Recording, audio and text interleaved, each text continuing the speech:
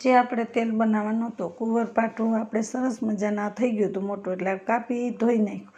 ધોઈને સરસ મજાનું આપણે બધું ભેગું કરી લીધું. ભેગું કરી પછી આપણે એને ઉતારી નાખી સાઈલ ઉતારીને પછી એનું બધું કાઢી નાખ્યું આપણે ગરીબ કાપીને આપણે મીઠો લીમડો બીટવા માંડ્યા. મીઠો લીમડો, તીખા, મેથી, કુંવર ભાંગરું બધું નાખીને તેલ બનાવવાનું હતું.